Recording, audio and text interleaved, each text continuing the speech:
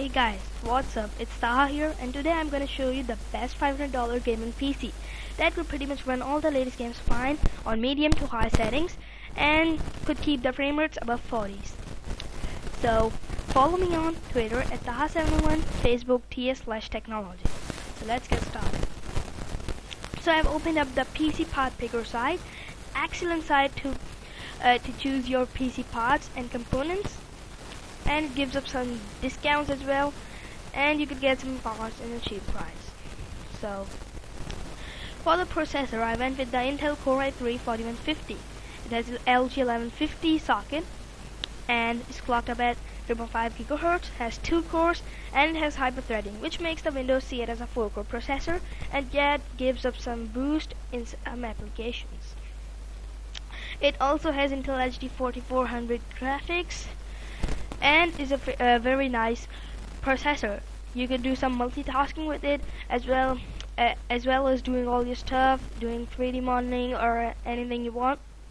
Now, some of you might say that I should have went with the FX6300, but FX6300 as compared to i3 is better in the single-threaded performance, and FX6300 is better in multi-threaded performance. The reason I didn't went with that is because afterward, if you want to upgrade to an i5 or i7, the motherboard would still support that, and i5 and i7s are beasts of processors. So that's why I went with the Core i3. Now for the motherboard, I went with the MSI B85M-G43. This is a micro ADX motherboard, has support up to 32 GB of memory, has 4 RAM slots, 1 Express PCI Express EX16 3.0 slot. Really great motherboard, supports overclocking. However, the processor we went with does not support overclocking. So afterwards, if you upgrade to an i5 maybe with the K series version or an i7, so you could upgrade this and get a little juice out of it as well.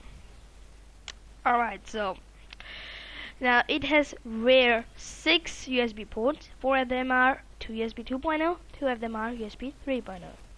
Also support from front USB 3.0 port as well as the front USB 2.0. It can support a RAM up to 1600 MHz and is a good motherboard. It also says here that it supports Crossfire, but I do not recommend Crossfire on this build.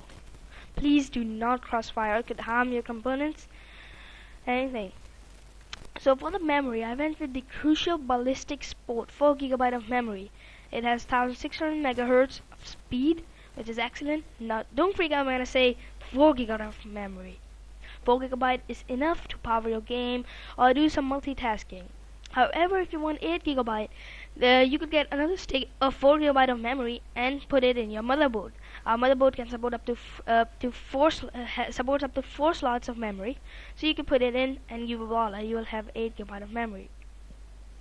For the storage, for your games, softwares, music, videos, and all the fun stuff, I went with the Western Digital Caviar Blue 500 GB of storage. It is a pretty fast hard drive, and it would be able to do stuff pretty fast, but not as fast as compared to an SSD obviously, but it will be pretty fast. Now it also has in my opinion 500 GB is enough for all the games and stuff, but however if you want more, there is also 1 TB version as well as 2 TB and so on. To power up our build, we went with Corsair CX500 Builder Series 80 plus bronze power supply. That means it is reliable and will not harm your components. Now do not cheap on the power supply, as it could harm other components of your build and will cause you much trouble. So it is 500 watt power supply as I mentioned earlier, and would be enough to power our build. For the case, I went with the Rosewill Line-M. Excellent case for this price, really. It has one external 3.5 inch bay, external 5.25 inch bay, internal 3.5 inch bays. That means you could add a SSD later on if you want for more speed. It supports micro ADX motherboards, mini IDX motherboards. We have a micro ADX motherboard, and also has support for front USB 3.0 maximum video card length 12.48 inches, and it is fairly small and compact. That means it won't take up entire of your desk and will look good. So we went with this. However, it is only available to people living in United States. If you don't live in the United States, you could go with Corsair Spec-01 Red. Very good case with good features. Now, for the video card, I went with the Sapphire Radeon R9-270X 2GB Dual X video card. Now, this is some fun stuff. It will be able to power up your games on good settings. It has 2GB of memory size. That means you could hook up more monitors on it, like 2 or 3 monitors. Memory type GDDR5 memory type. Core clock 1.0, 2 GHz core clock. And it says here crossfire support, but I do not want you to crossfire on this build once again, and it is a length of 8.98 inches. It supports the output of VGA, DVI, HDMI, and other. However, DVI is very good, and it looks pretty good as well. The box will be like this. So it comes in for about $161.99. So for the grand total, we have $486 total.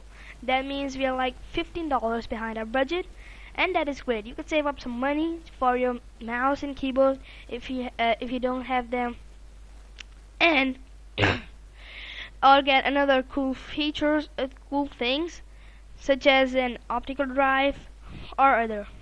So that's it, and subscribe to my channel, like this video, comment, and share. Please let me know in the comments below how I did on this video and how can I improve my videos. So follow me on Twitter at Taha701, Facebook TS/technology to stay updated about the latest technologies and programming, games, video games, and lots of cool stuff. Thank you so much for watching, and I will see you in my next video.